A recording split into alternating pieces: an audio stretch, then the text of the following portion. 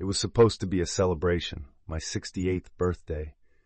The garden of the Callen estate bloomed with 200 guests, crystal champagne flutes catching the afternoon light, and a string quartet pretending that joy could be purchased by the hour. White roses everywhere, the kind my father always insisted upon. Tradition, he called it. Control, I later understood. But beneath the music, beneath the polite laughter of men in expensive suits and women wearing jewelry worth more than most homes, I felt it. A strange silence, the kind that settles over a prairie just before a storm rolls in across the plains. Samuel Boyd, our family attorney for 43 years, stood at the podium. At 76, he moved slowly now, each step measured. His navy suit hung a bit loose on his thinning frame, and his wire-rimmed glasses kept sliding down his nose. But his voice, when he spoke, still carried the weight of legal authority. He opened the leather folder my father had sealed 20 years ago, adjusted those glasses with a trembling hand, and began to read the last will and testament of William James Callen, founder of Callen Energy Corporation. He listed the heirs one by one. Luke Thomas Callen, Evan Michael Callen, Grace Elizabeth Callen. The ranch properties, the company shares, the investment portfolios, all divided with mathematical precision. And then Samuel closed the document. His hands shook slightly as he set it down. I waited. The garden waited. Even the string quartet seemed to pause between notes. "Wait," I said, my voice cutting through the silence. "You skipped a name." Samuel looked at me over those sliding glasses, and I saw something in his eyes I had never seen before. Pity. "Sir," he replied carefully, each word chosen like stepping stones across a river, "this is the final version authorized by your late father, witnessed and notarized in accordance with Texas state law." Final version. Authorized. Legal terminology for erasure. I, Richard James Callen, the man who had spent 40 years building an empire from Texas dust and determination, the man whose name appeared on buildings in 3 states, whose signature moved millions with a single pen stroke, no longer existed on paper in my own family. The guests began to whisper. I heard fragments floating through the rose-scented air. "Did you know?" "Surely not." The scandal. Luke stood near the bar, his face unreadable, those cold blue eyes watching me like a hawk watches a wounded rabbit. He raised his champagne glass in a mock toast. The gesture said everything his mouth didn't need to. I left my own birthday celebration. No one tried to stop me. That night, I couldn't sleep. The house, with its 12 bedrooms and imported marble floors, felt like a mausoleum. I walked through halls lined with portraits of Callen men going back 5 generations. My portrait hung at the end, painted when I turned 50. The artist had captured something in my eyes that I had never noticed before. A question, waiting.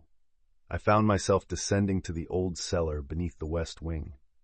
This part of the house dated back to 1952, when my father first struck oil and built the original ranch house. The modern mansion grew around it like a pearl around sand, but he never let anyone touch this cellar. His sanctuary, he called it. Wooden shelves lined the walls, covered in dust and memory. His handwriting still labeled everything in that careful script he learned in a one-room schoolhouse. Ranch inventory, 1955. Tax receipts. Mineral rights, 1957. 1957, the year I was born. And then I saw it, tucked behind a box of old ledgers. A small envelope, yellowed with age, tied with a faded blue ribbon. The kind of ribbon you might tie in a little girl's hair. My hands, those steady hands that had signed billion-dollar deals without trembling, shook as I untied that rib, Bon. Inside, 3 things. A birth certificate, the paper so thin it felt like it might disintegrate at my touch.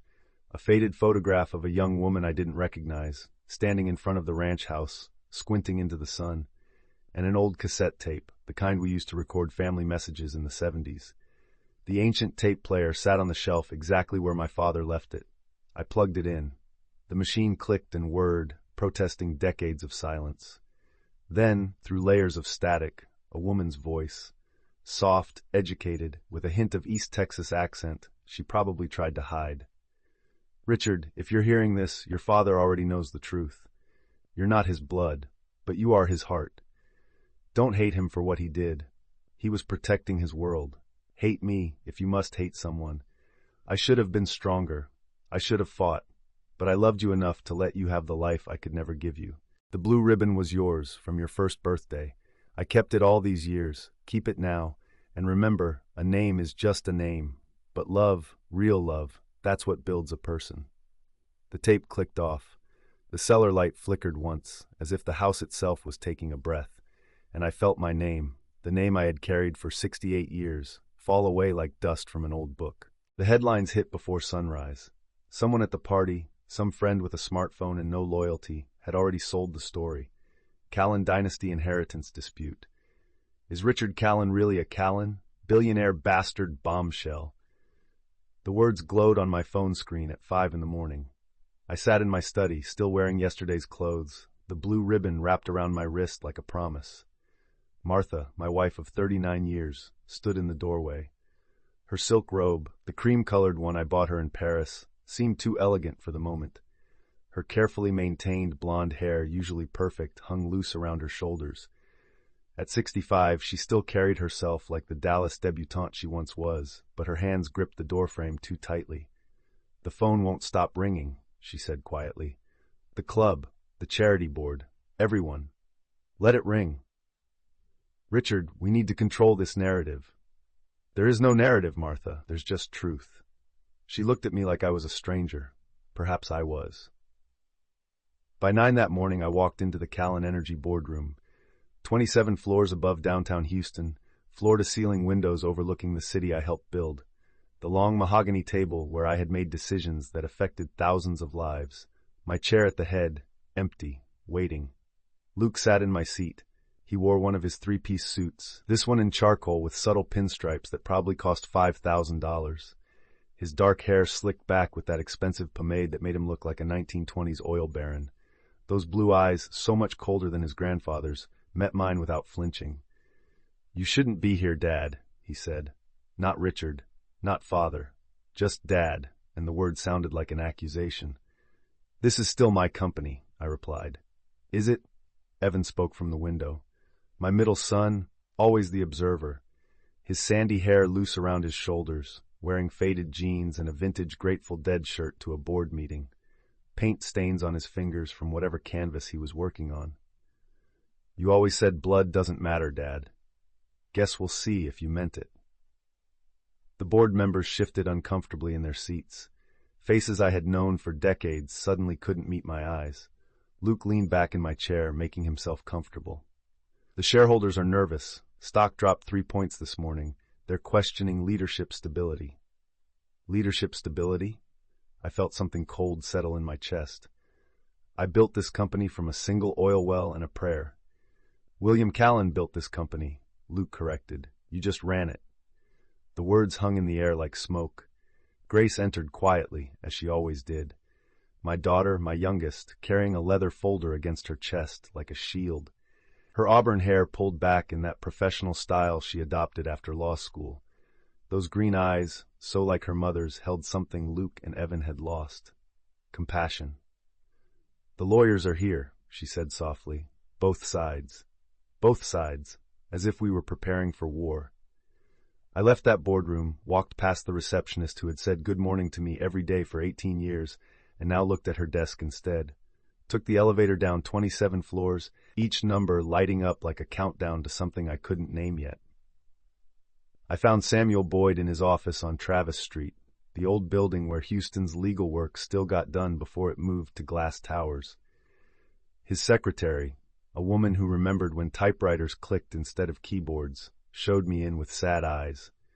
Samuel sat behind a desk buried in files, his thin frame almost lost in a leather chair that had molded to his shape over decades. He removed those wire-rimmed glasses and cleaned them slowly, buying time. "I was hoping you wouldn't come," he said. "Tell me everything, G." He sighed, the sound of a man who had carried a secret too long.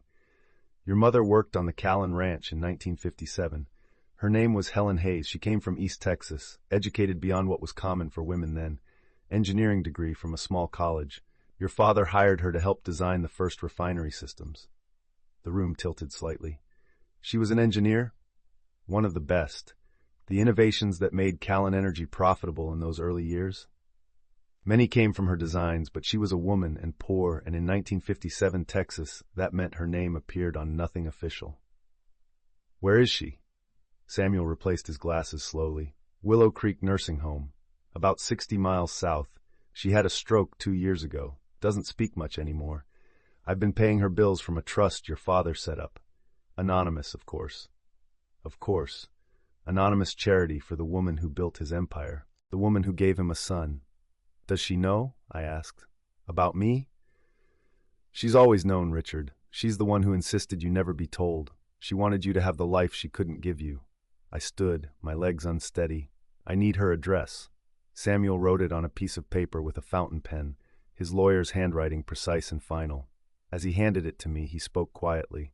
Your father loved her, Richard, in his way, but he loved his world more. Don't make the same mistake. I drove south on Highway 288, leaving Houston's glass towers behind for the flat coastal prairie that stretched toward the Gulf. The land here remembers everything. Oil derricks rose like metal prayers against an endless sky. Wind turbines turned slowly, new gods replacing old. The Callen Ranch spread across 5,000 acres of this. My father bought it in 1952 with borrowed money and bigger dreams. I hadn't been back in 15 years. Sold it when the company went public, couldn't bear the weight of memory. New owners now. Different name on the gate. But the land doesn't care about names. I parked outside the fence line and walked in. Nobody stopped me. The main ranch house still stood, bigger now, renovated by people with more money than history. But the old sections remained. The bunkhouses where seasonal workers slept. The equipment barn with its corrugated tin roof singing in the wind.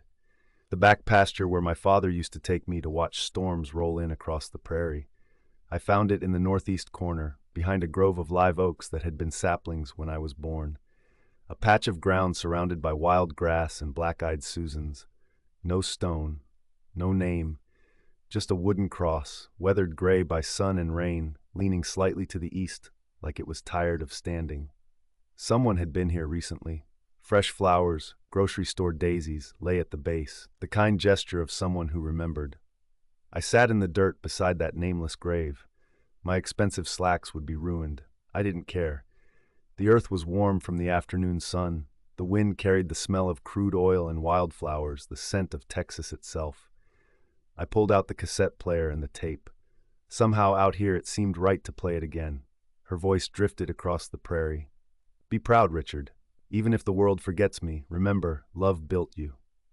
Love built me. No, I thought. Money built me. Fear built me. The desperate need to prove I belonged in a world that always felt one step away from taking it all back. But sitting there, beside the grave of a woman I never knew, I heard something else in her voice. Not weakness, not surrender. A kind of strength I had spent 68 years misunderstanding. I stayed until the sun dropped toward the horizon, painting the sky in shades of orange and purple that no boardroom ever held. The shadows grew long across the prairie grass. I made a promise to that wooden cross. I'll find your real story, Mother. I'll make them remember your name. The wind picked up, rattling through the oak leaves like applause. I stopped for gas in the town of Angleton on my way back. One of those places where the highway cuts through and people wave even if they don't know you. A Texaco station with 2 pumps and a sign that said Best Coffee in Brazoria County, which probably meant it was the only coffee in Brazoria County.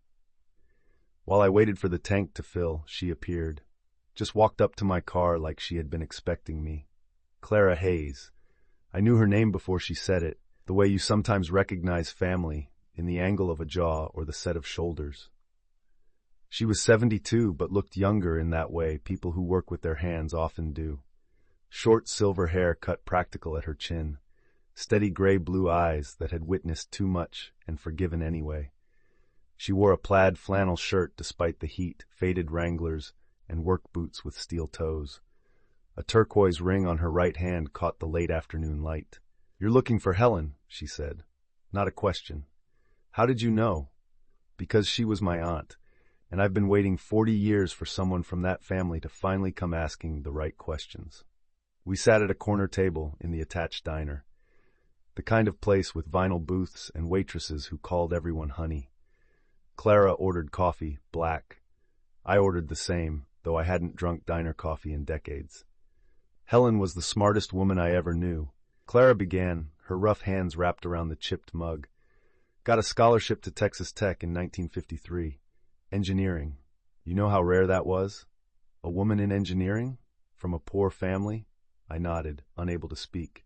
She graduated top of her class, had job offers from companies in Dallas, Houston, but she came back to help our family. Daddy, my grandfather was sick. We were going to lose our land. She took a job at the Callen Ranch because it was close, because she thought she could save us and still use her education. She met my father. She met William Callen, yes, a young man with one oil well and ambitions bigger than Texas itself.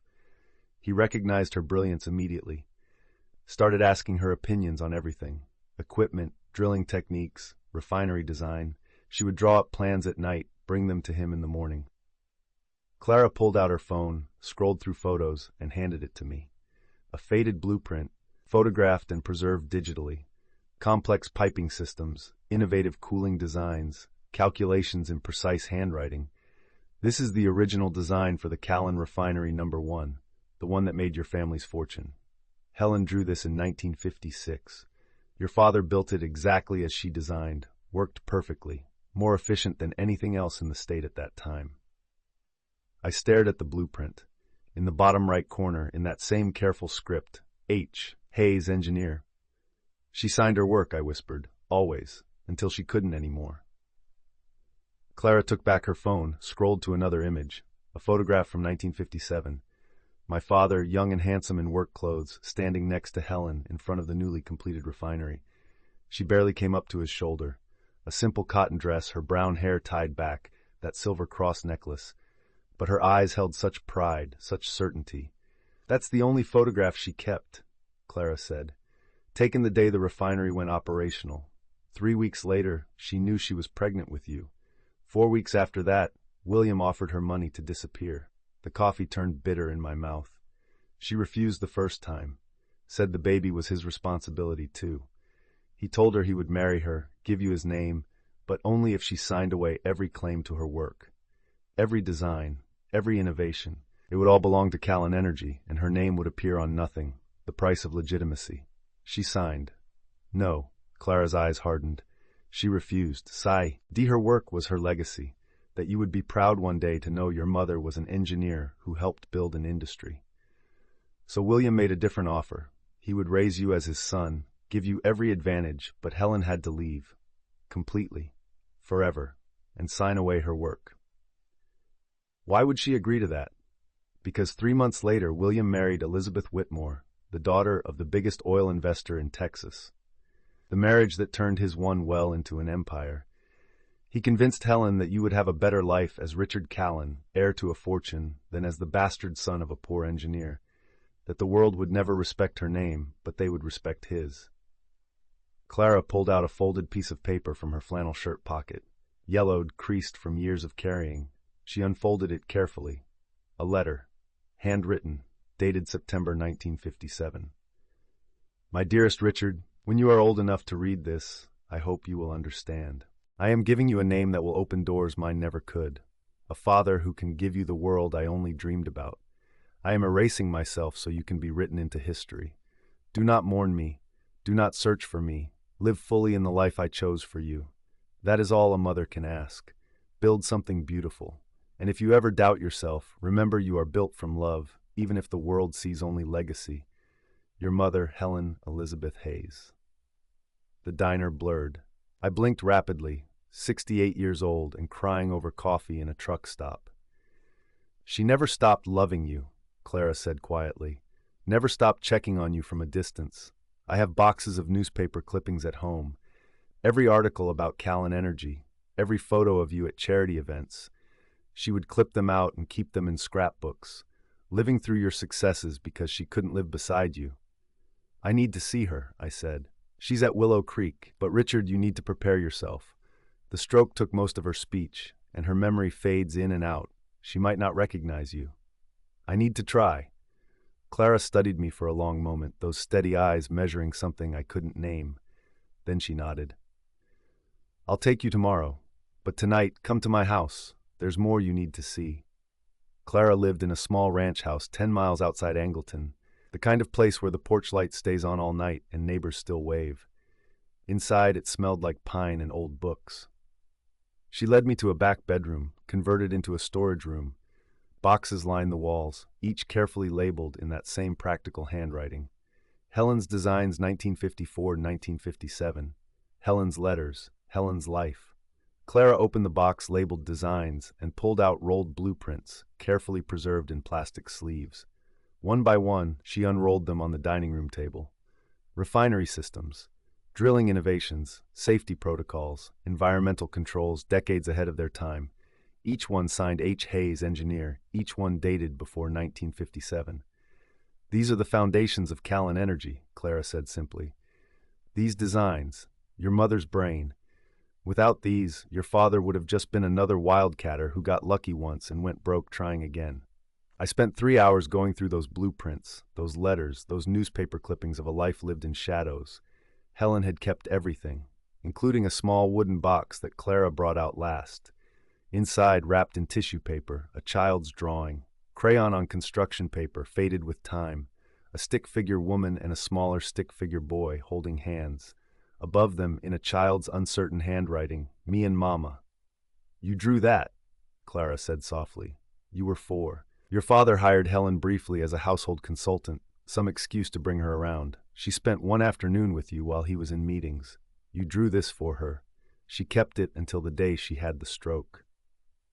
I held that crayon drawing, that fragment of a memory I didn't consciously possess, and felt something crack open in my chest. Not my heart. Something deeper. The foundation of who I thought I was. That night, I returned to the Callen estate. The house sat dark except for the study where I had left a lamp burning. Martha was asleep or pretending to be. My children were in their own homes, living their own lives, probably already planning how to divide an empire they thought I had stolen. I went back down to the cellar, to the place where this all began. The cassette player sat where I left it. The blue ribbon lay beside it. But something else caught my eye, something I had missed in my initial shock. Behind where I found the envelope, another tape. This one labeled in my father's handwriting, "For Richard, after I'm gone." My hands shook as I loaded it into the player. Static, then the click of recording starting. Then my father's voice, older than I remembered, tired. "Son, if you're listening to this, then I've already failed you one last time. I'm recording this in 2005, after the doctors told me I have maybe a year. I should have told you these things face to face, but I was always better at building companies than building courage." A long pause, breathing, the sound of a man gathering strength. Helen Hayes was the finest person I ever knew, and I destroyed her. Not all at once, the way a tornado destroys. Slowly, the way water wears down stone. I told myself I loved her. Maybe I did, but I loved the world's opinion more. I loved the empire I could build more. I loved the future I envisioned more than the woman who made it possible. Another pause. Longer this time. When she told me she was pregnant with you, I had a choice. I could marry her, face the scandal, lose the investors, probably lose everything I'd built. Or I could pay her off, make her disappear, pretend it never happened. But she wouldn't disappear. She loved you too much already, so I made a third choice. I convinced myself it was noble. His voice cracked slightly. I told her I would raise you as my own, give you my name, my fortune, everything. But she had to let you go completely, walk away forever, and give me credit for all her work. I told her the world would never respect a woman's name on those designs anyway, that I was doing her a favor by claiming them, by making sure they were actually built and used. I believed it, Richard. I truly believed I was the hero of this story. A sound like a sob, quickly stifled. Elizabeth never knew. The woman I married to secure my fortune, your stepmother who raised you, she believed you were mine from an affair I had before we met. She chose to forgive and raise you as her own. She was a good woman. Better than I deserved. She died never knowing the full truth. I put you in the will originally. Of course I did. You were my son in every way that mattered. But as you grew, as you became more successful, as people started saying you were the real genius behind Callen Energy, I started to remember Helen's designs, Helen's innovations, and I realized everyone was right. You were brilliant, just like your mother. His breathing grew more labored, and I couldn't stand it. Every time someone praised your business sense, your innovation, your leadership, I heard her voice, saw her face in that moment when I made her choose between her child and her career. So I changed the will, removed you, told myself I was protecting the family name, but really, Richard, I was protecting my own lie. Because if you inherited everything, eventually the truth would come out. Eventually someone would wonder why the bastard got it all, and they would dig, and they would find her, and everyone would know that William Callen, oil baron, was really just William Callen, thief. A long silence, just breathing. If you ever forgive me, don't do it for me. I don't deserve it. Do it for Helen. She believed in your goodness when I no longer could. She believed you would be better than both of us. She asked me in one of the last letters she sent before she completely disappeared to always remember that you were built from love, not legacy. I never understood what she meant. Maybe you will. The tape clicked off. I sat in that cellar until dawn, listening to the old house settle around me, the weight of decades pressing down through floors and walls and lives. When I finally went upstairs, I called an emergency family meeting. They came, reluctantly. Luke in another expensive suit, this one black as a funeral. Evan looking like he'd rather be anywhere else, his paint-stained fingers drumming nervously on the armrest. Grace with her lawyer folder, always prepared. Martha in her pearls and judgment. I played them both tapes, my mother's voice, my father's confession, the truth finally spoken into the light. When the second tape ended, Luke laughed, actually laughed, a harsh sound without humor. So that's your story now?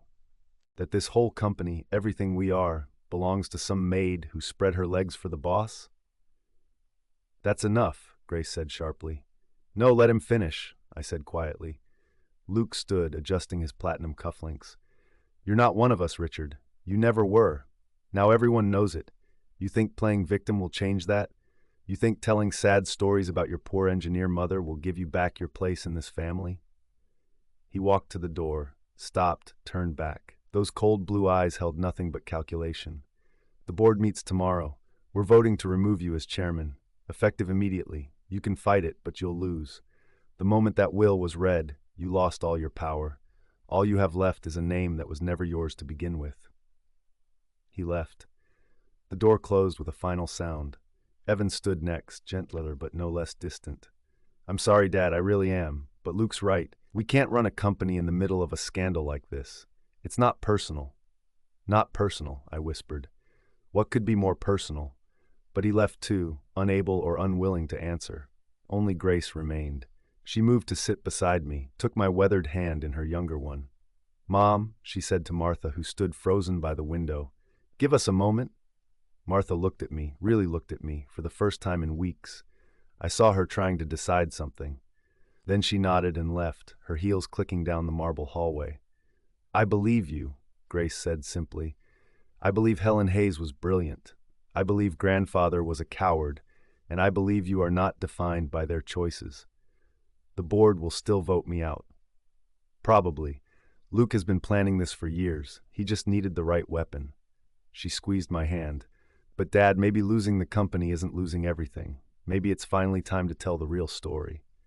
The tabloids came first, then the business press, then the serious media.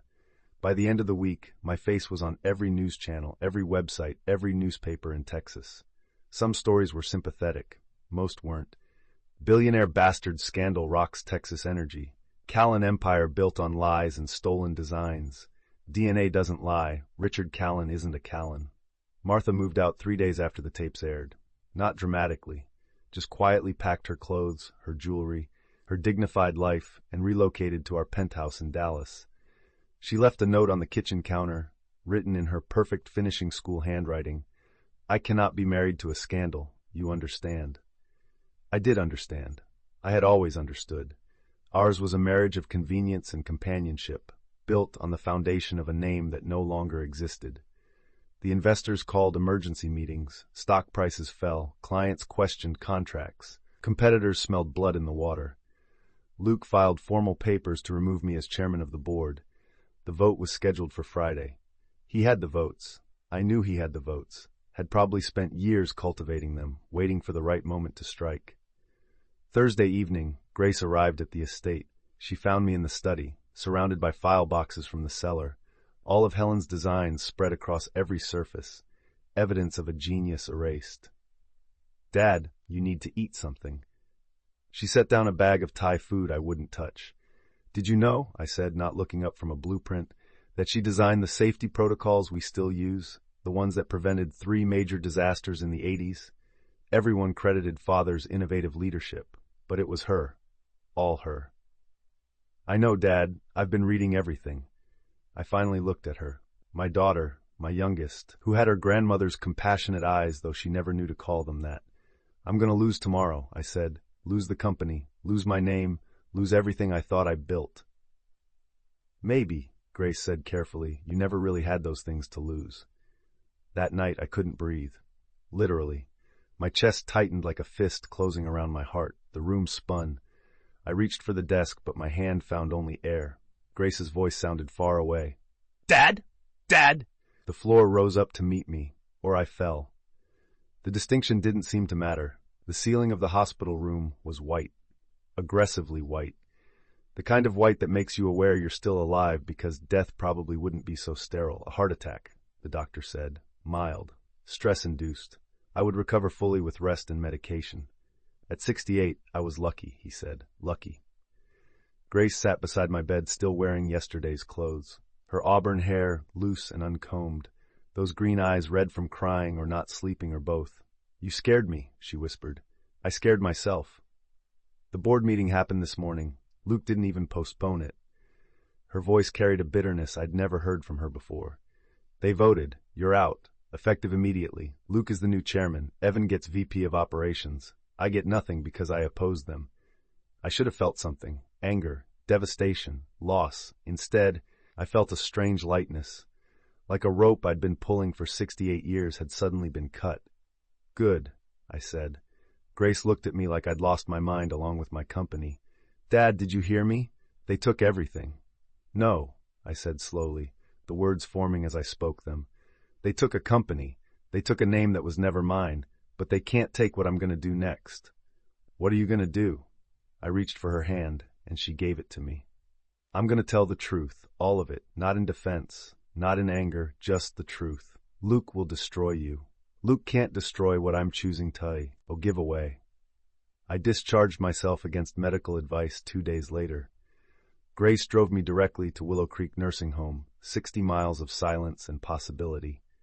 The facility sat on 5 acres of coastal prairie, modern and clean, but trying too hard to pretend it wasn't a place where people came to finish their stories.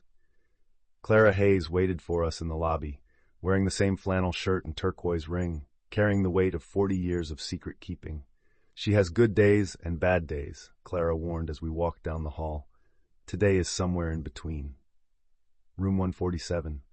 The door stood half open. Inside, sunlight streamed through windows overlooking a garden. And there, in a wheelchair facing the light, sat Helen Hayes. At 89, she was smaller than in her photographs, shrunken by time and illness. Her brown hair had gone white as clouds, wispy and thin around her face. But her hazel eyes, when she turned toward the sound of our footsteps, still held that fierce intelligence the photographs captured. I stood in the doorway, unable to move. This woman, this stranger, this ghost who shaped my entire existence. Clara touched my shoulder gently. "Helen, you have a visitor, someone special." Helen's gaze focused on me. For a long moment, nothing. Then something flickered in those eyes. Recognition, hope, fear. Her mouth moved, struggling with words the stroke had stolen. "Rye!" "Richard, my name, my real name, from the lips of my real mother." I crossed the room and knelt beside her wheelchair.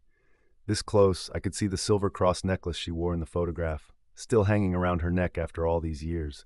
Could see my own eyes reflected in hers. Could see the face of a woman who had loved me enough to disappear. "Hi, Mom," I whispered. Her hand, trembling and age-spotted, reached for my face, touched my cheek with the wonder of someone confirming a miracle. Tears streamed down both our faces. "I'm sorry," I said. "I'm so sorry I never came." She shook her head slowly, struggling to speak. "Proud. You're proud of me?" She nodded, her whole body engaged in the effort of communication. Her finger pointed to her heart, then to me, then made a building motion with her shaking hands. Clara translated quietly. She says you built something beautiful. No, I said, taking her hand. You built something beautiful, and I'm going to make sure the world knows it. Helen's eyes widened. She shook her head vigorously, distressed. She doesn't want that, Clara said. She never wanted recognition, just wanted you to be happy. I know, I said, but I'm giving it to her anyway, because it's not about what she wanted. It's about what's true. I stayed with her for 3 hours. Grace brought in boxes from the car, all the designs Clara had shown me, all the evidence of genius. I spread them around Helen's room and talked her through what I was planning. She listened, those intelligent eyes following every word, even when her mouth couldn't form responses. Sometimes she squeezed my hand. Sometimes she cried. Once she laughed, a sound like wind chimes, when I told her what Luke's face would look like. As sunset painted the room in orange light, Helen grew tired, but before Clara wheeled her toward bed, Helen grabbed my wrist with surprising strength. She pulled me close, her lips near my ear, and with tremendous effort whispered 3 words that took her everything to say. Hayes, not Callen. I pulled back to look at her. She nodded firmly, pointing to me, then to herself. You want me to use your name? I asked. Another nod. Fierce, certain, final. Then I will, I promised. I'll be Richard Hayes, and I'll make that name mean something. She smiled, really smiled, and for just a moment I saw the young woman in the photograph, standing proud in front of the refinery she designed, believing her work would matter even if her name didn't. I kissed her forehead, breathed in the scent of lavender and age and time running out. I love you, Mom. Her hand squeezed mine one last time. Then Clara wheeled her away to rest, leaving me standing in a room full of blueprints and truth. Grace appeared beside me. You really doing this? I really am. Luke will fight you. The lawyers will fight you. Everyone who built their lives on the Callen name will fight you. Let them fight. I'm not fighting back. I'm just telling the truth. She smiled, that dimple appearing in her cheek. Then I'm with you, whatever you're planning. The press conference was scheduled for Monday morning, 10 days after the board voted me out. Every major media outlet in Texas requested credentials. Some came expecting a scandal. Some came expecting revenge. None came expecting what I had planned. I didn't dress in my usual Navy suit. Instead, I wore simple khaki slacks, a white button-down shirt, and brown leather boots. The kind of clothes a ranch engineer might wear. The blue ribbon from my first birthday, carefully preserved, tied around my right wrist. The venue was the old Callen Ranch, rented for the occasion. Not the modern renovated house, but outside, near the grove of live oaks, near the nameless grave that would soon have a name. 200 reporters sat in folding chairs on the prairie grass. Behind me, a massive screen covered in canvas waiting to be revealed. To my right, Clara Hayes in her flannel and denim, looking uncomfortable but determined. To my left, Grace in a simple navy dress, my lawyer and my daughter and my witness. Evan arrived late, slipping into the back row. He caught my eye, gave a small nod. Luke didn't come. Martha didn't come. I didn't expect them to. At exactly 10 in the morning, I stepped to the podium. The prairie wind carried the scent of wildflowers and oil. The cameras focused. The reporters leaned forward. Good morning, I began. My name is Richard Hayes. Murmurs rippled through the crowd. I continued. For 68 years, I believed my name was Richard Callen. I built a career on that name, a reputation, an identity. That name opened doors, commanded respect, carried the weight of 3 generations of Texas oil legacy. But it was never mine. I paused, letting the words settle like dust. My biological mother was Helen Elizabeth Hayes, an engineer who came to work at the Callen Ranch in 1955. She held a degree in engineering from Texas Tech at a time when fewer than 1% of engineers were women. She was brilliant, innovative, and ultimately erased from history because she was inconvenient to a story about powerful men. I nodded to Grace, who removed the canvas covering the screen behind me. There, projected 15 feet high, Helen's face from that photograph in 1957. Young, proud, standing in front of her creation. This is Helen Hayes, and behind her is Callen Refinery No. 1, the foundation of what became a billion-dollar energy empire. She designed it. Every pipe, every safety system, every innovation that made it the most efficient refinery in Texas at that time. Her signature appears on the original blueprints. The next slide showed the blueprint, her careful handwriting. H. Hayes, engineer. For the next 30 years, Helen Hayes designed improvements, safety protocols, and innovations that kept Callen Energy at the forefront of the industry. None bore her name.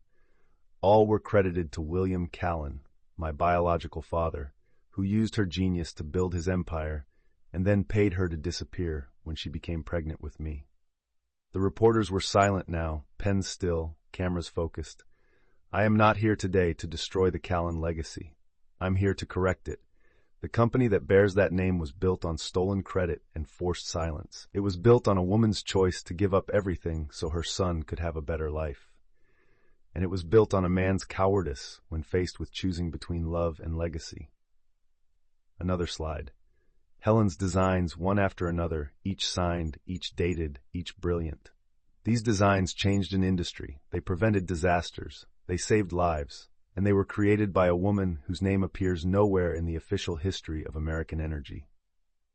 I stepped away from the podium, facing the cameras directly. Today, I'm announcing the establishment of the Hayes Energy Foundation. I am donating 51% of my personal wealth, approximate $400 million, to create a scholarship and research fund specifically for women in engineering. Every year, it will support 100 women pursuing degrees in fields where they are historically underrepresented. Gasps from the reporters. Cameras flashing. Furthermore, I am legally changing my name from Richard Callen to Richard Hayes. I am reclaiming my mother's name and the legacy she should have had. And I am commissioning a memorial to be built on this ranch, at the grave where she will one day rest beside the woman who raised her. It will be called Helen's Light. The final slide appeared. An architectural rendering of a beautiful structure, glass and steel, rising from the prairie. A learning center, a library, a place where her story would be told forever. Helen's Light will serve as an education center for the history of women in American industry. It will house her original designs, her story, and provide free educational programs for young women interested in STEM fields. It will be built on the land where she worked, loved, and was ultimately erased. And it will ensure that her name, Helen Hayes, is remembered long after mine is forgotten. I picked up the blue ribbon from the podium. This ribbon was tied around my birth certificate. My mother kept it for 68 years. Now I keep it. A reminder that legacy is not about protecting names or building empires. Legacy is about truth, and truth is what sets us free. The reporters erupted with questions. I answered none of them. Instead, I walked away from the podium, past the cameras toward that grove of live oaks. Clara and Grace followed. Behind us, I heard Evan's footsteps join.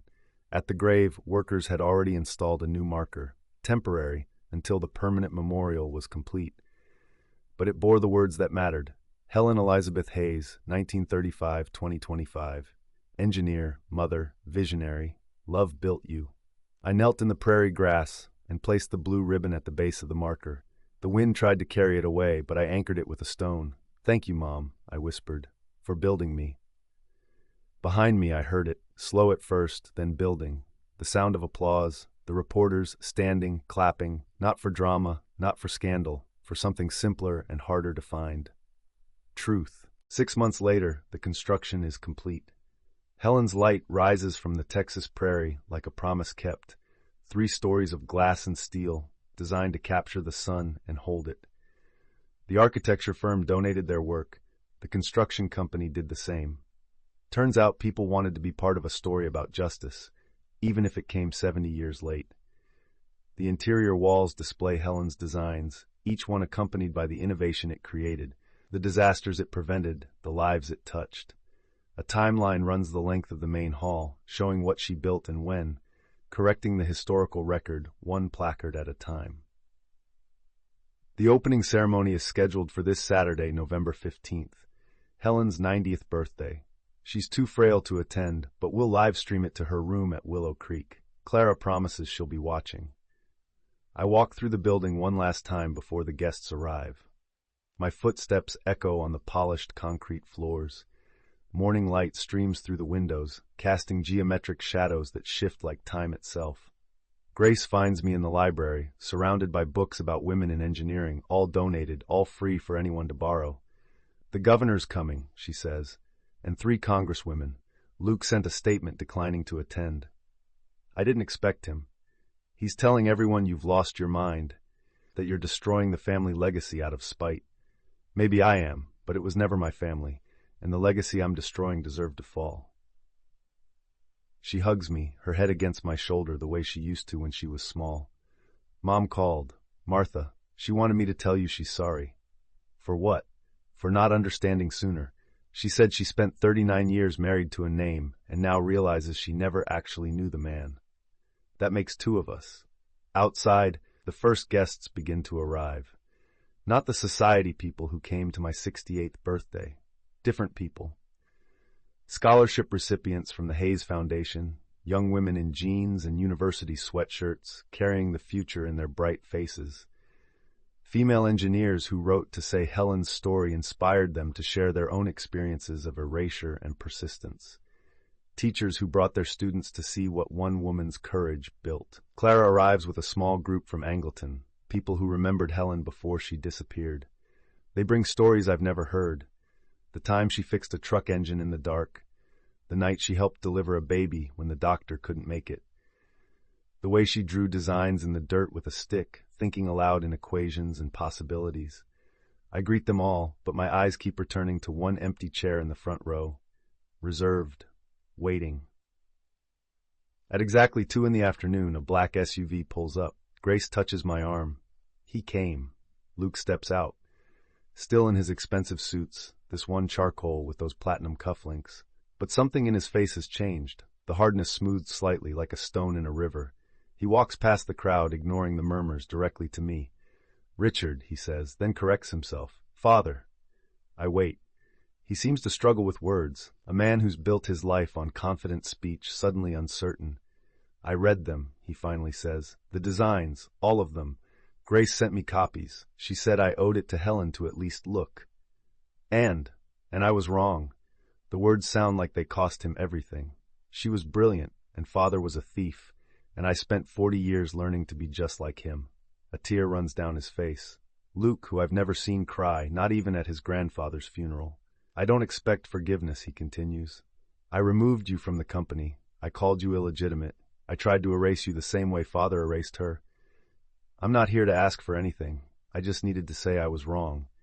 And I'm sorry. The prairie wind picks up, carrying the scent of oil and wildflowers, the same scent that filled my childhood, the same scent that filled hers. Luke, I say quietly, your grandfather once told me on a tape that I should forgive him not for his sake, but for Helen's. For the belief she had that love could be stronger than legacy. I think the same applies here. You forgive me?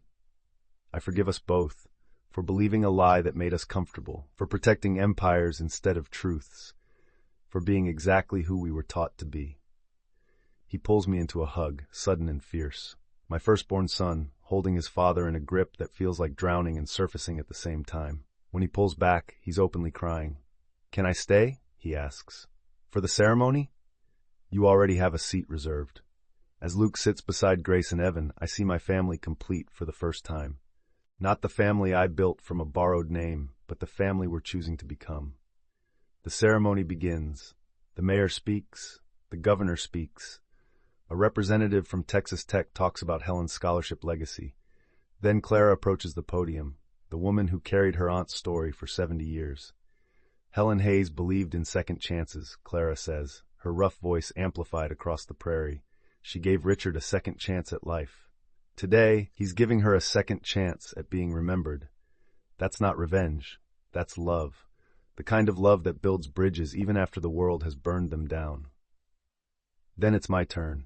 I step to the podium, looking out at 200 faces, most of them young, most of them female, most of them carrying dreams that someone told them were too big. I used to think legacy was about what you left behind, I begin.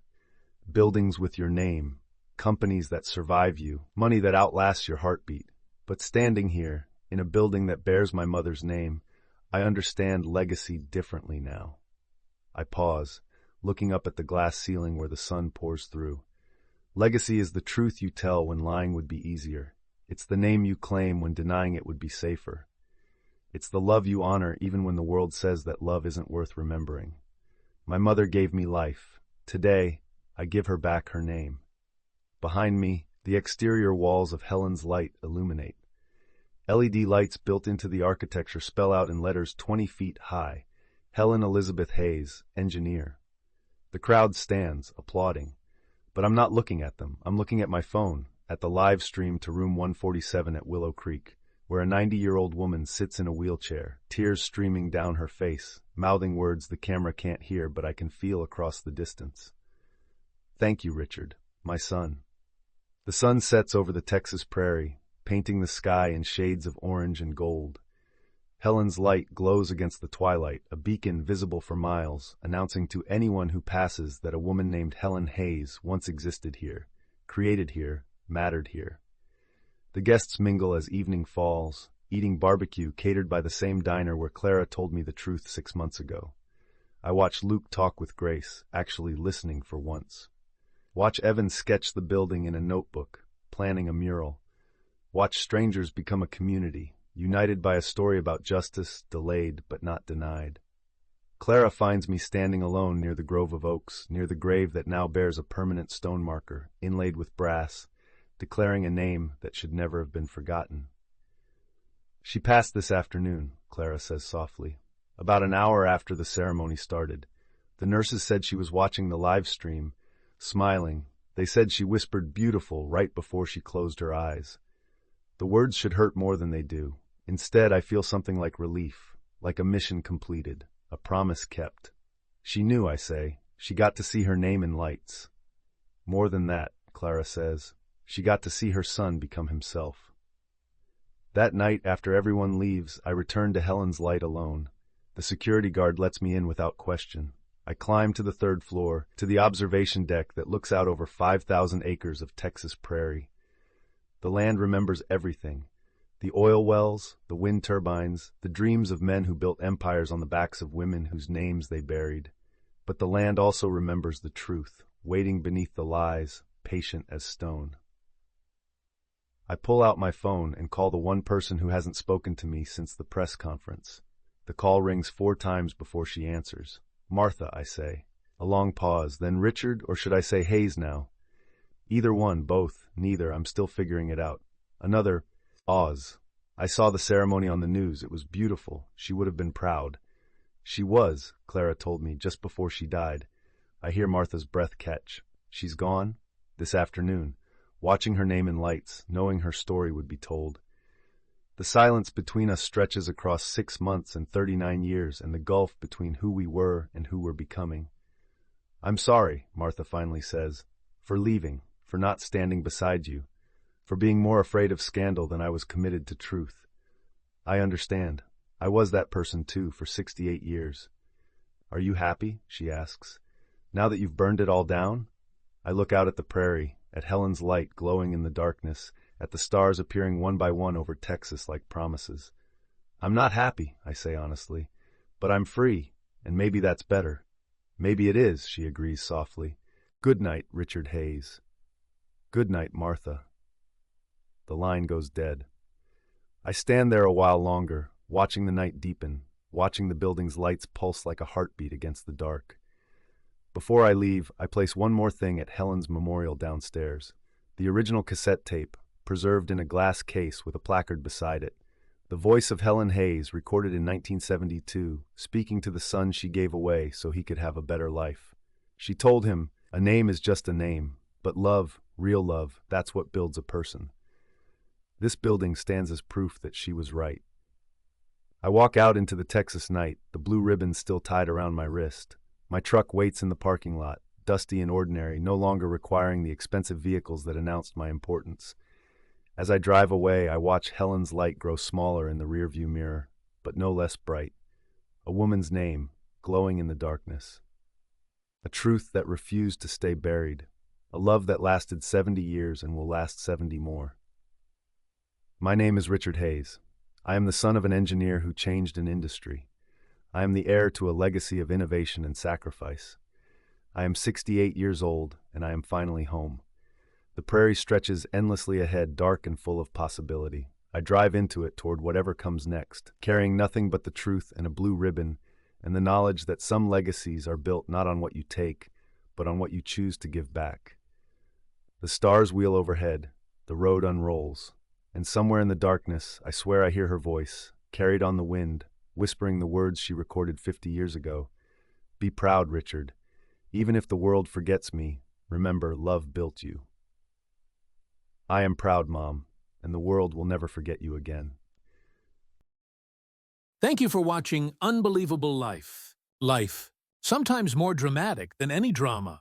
If this story touched your heart, stay with us, subscribe, and be part of the journey.